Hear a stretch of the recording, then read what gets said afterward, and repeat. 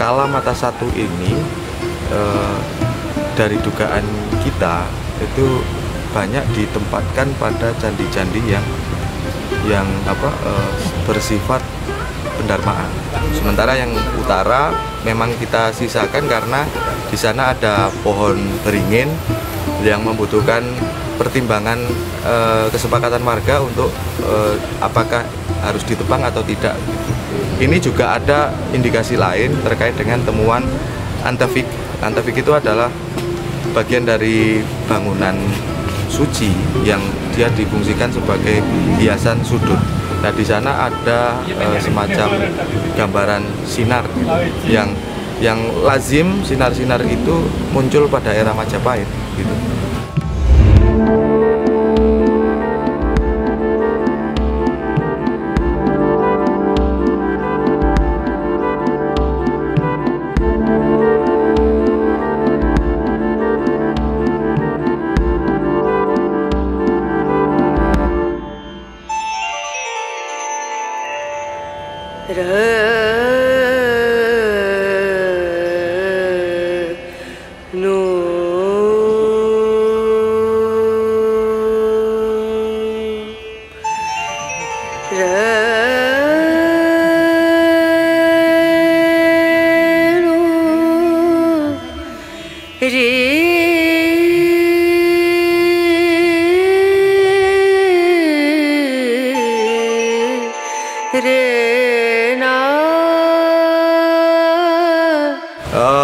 Kegiatan ekskavasi ini sebenarnya merupakan tindak lanjut dari kegiatan kantor kami tahun lalu melalui kegiatan survei penyelamatan karena adanya potensi yang terindikasi sedikit menyalahi peraturan begitu.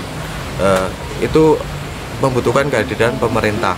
Lalu kemudian kita melakukan pendampingan dengan masyarakat, kegiatan penggalian bisa dihentikan, lalu kami ambil alih untuk ikut membantu dalam sosialisasi bagaimana undang-undang berlaku dan masyarakat juga bisa merasakan efek dari kegiatan kita selama ini. Jadi ini merupakan progres dari survei penyelamatan tahun lalu. Sementara anggarannya untuk tahun ini memang menjadi tanggungan dari Pendidikan Kebudayaan Kabupaten Pasuruan dari pemerintah Kabupaten Pasuruan.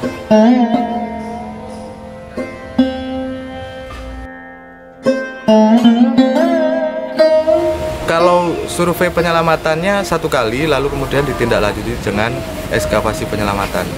Ini belum terbuka semuanya ya, jadi kita masih berhasil membuka sisi selatan, sisi barat dan timur. Sementara yang utara memang kita sisakan karena di sana ada pohon beringin yang membutuhkan pertimbangan kesepakatan warga untuk apakah harus ditebang atau tidak gitu. Kita tidak boleh mengambil keputusan sendiri, artinya benar-benar kita perlu mempertimbangkan aspek dari keputusan masyarakat itu gitu.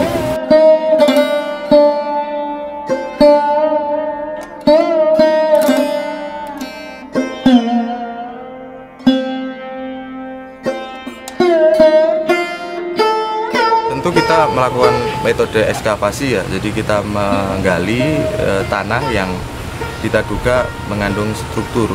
Kebetulan memang struktur yang tahun lalu di survei penyelamatan sudah kita buka, kita lanjutkan kembali. Ternyata memang ada pola atau denah yang menunjukkan ada fungsi sakral di situ. Jadi selain denah kita juga menemukan beragam temuan lepas yang sebenarnya masih menjadi bagian dari unsur bangunan atau struktur itu. Kalau era kita masih mendapatkan era relatif ya, artinya kita melihat dari pembanding-pembanding yang ada, terutama dari unsur ornamennya. Jadi ragam ornamen kita analogikan dengan beberapa candi yang ada, lalu kemudian dari indikasi temuan yang baru saja. Jadi setelah kita ekskavasi pada tahun ini ya, kegiatan ini kita menemukan beberapa temuan yang cukup memberikan gambaran tentang rentang masa.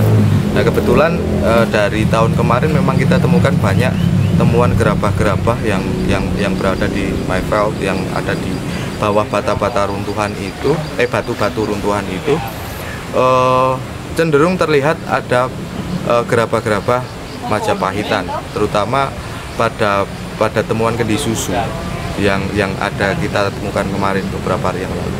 Itu yang menjadi rujukan kita. Sementara ini juga ada indikasi lain terkait dengan temuan antefik. Antefik itu adalah bagian dari bangunan suci yang dia difungsikan sebagai hiasan sudut.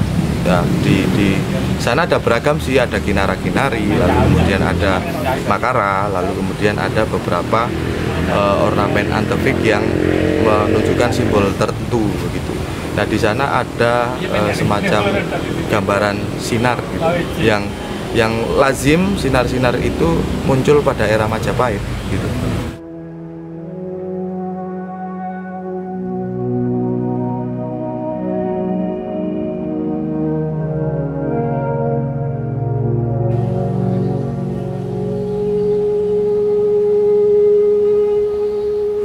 Sama bisa dijelaskan Pak adanya relief seperti Surya Majapahit itu Pak?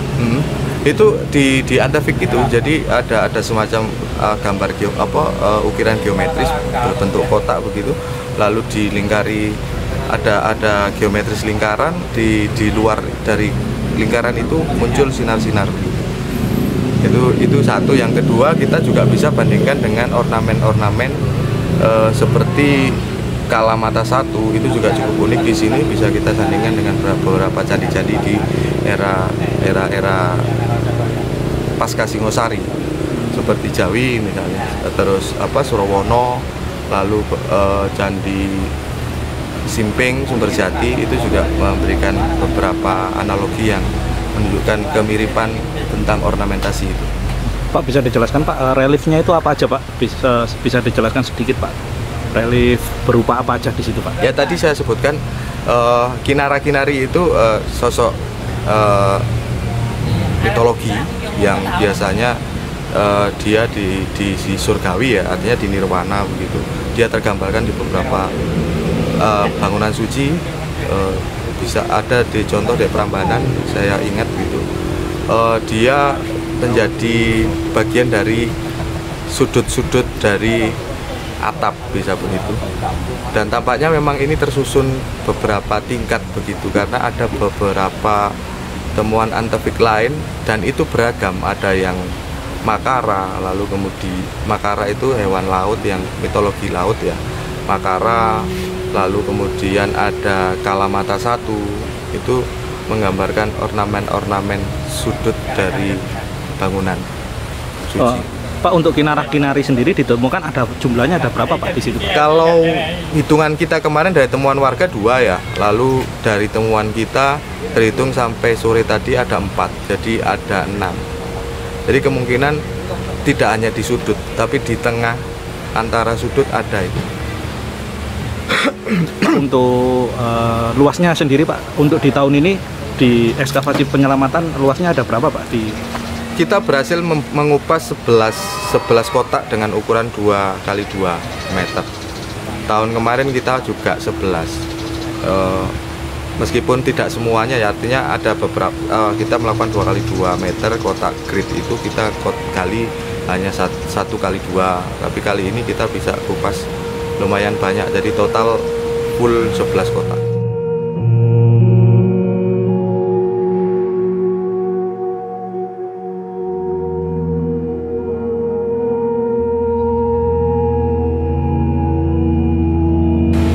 Lalu kita juga temukan kala. Nah, jadi kala itu dia simbol raksasa yang hanya kepala dan tangan yang terlihat dengan dililit ular.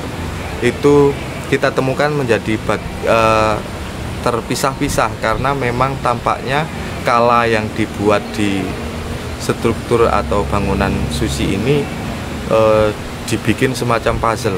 Jadi batu tidak dalam bentuk batu besar lalu kemudian diukir kala, tapi per bagian-bagian. Jadi kita temukan kemarin itu bagian tangan, kuku terlihat, lalu hiasan-hiasan di kanan kiri kala, lalu ada ularnya di situ. Terus kemudian ada beberapa kita temukan fragmen yang benar-benar pecah. Jadi memang ada dugaan kita proses pengrusakan di situ. Itu kala itu sendiri berarti tidak langsung utuh Pak ya? Ya, dia berupa puzzle, ya? betul, puzzle. Kan bisa kita lihat di hiasan ornamen-ornamen yang sekarang masih tertempel di bagian kaki yang terlihat seperti bungkul bunga itu juga dibentuk dalam bentuk puzzle juga. Jadi tidak utuh bunga jadi satu batu, tapi kita lihat ada dibikin semacam puzzle-puzzle sesuai ukuran kotaknya. Bisa.